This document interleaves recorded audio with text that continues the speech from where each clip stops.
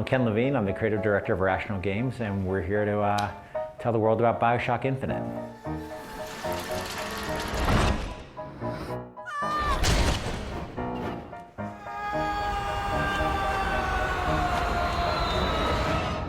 So, in this game, we're talking about Columbia. So, for people that have seen the trailer and are trying to wrap their head about what they saw, what is Columbia? So Columbia is a city that was created, unlike Rapture, this is not a city that nobody knows about. This is a city that's created around the turn of the century in 1900 by the American government, the United States government, as think of the space of the moon landing in 1969. This was the moon landing of 1900. It was an example of American ingenuity and American technology and the ideals of the American democratic system. Look what we can do. Look what America can do. And to show the entire world, like a World's Fair almost, what this country was capable of, and to show the dictators and tyrants and monarchs, the people living under them, that there's maybe a better system. And that's what Columbia is. It's sort of this model city, but as it turns out, it's not just a World's Fair, it's also a Death Star.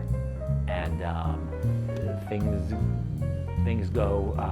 take a bit of a darker turn, and Columbia disappears into the clouds and out of the sight of humanity.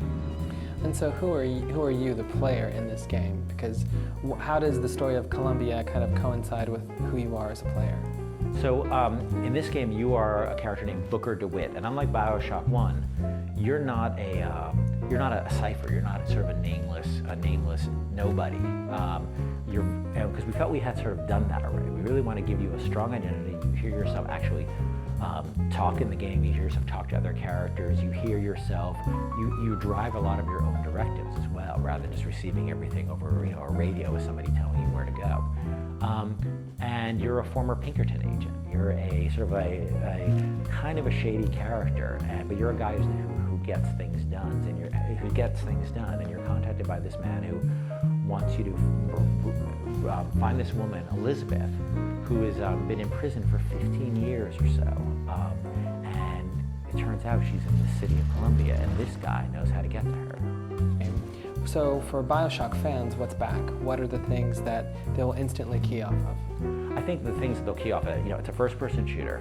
It's a first-person shooter in an environment that is both amazing and different and strange and weird, but also strangely familiar and feels consistent with reality, as it's also inconsistent with reality. I think also that it's a game about having a broad set of tools. It's a game about having a ton of options about how you approach any particular problem in the game. And we're really actually focused from a gameplay perspective on expanding that radically. Just even the nature of this city in the sky, and that we had to build an entire new engine for, to have actually floating. The city actually floats in the game. Every part of the city can move around, can fall out of the sky, to be moving on these, you'll see in the trailer, on these skylines, moving at 80 miles per hour on these skylines, engaging with enemies at these huge distances, engaging with not just 2 or 3 enemies, but 10 or 15 enemies at a time. That demands of the player from their gameplay tool set is really extraordinary.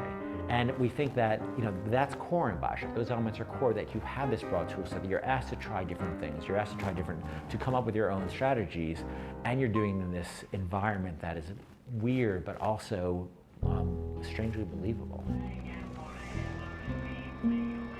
Is there something in the teaser trailer that's out right now that people may kind of take for granted that you should tell them to look for? I'm not going to tell people what to look for in either the trailer or the gameplay demo, especially the gameplay demo we're releasing a little bit down the road. But it's something that they should be watching a few times. Because I think there are things going on in this game that may not be apparent right from the beginning. And so, last question, when's the game coming out and what platforms?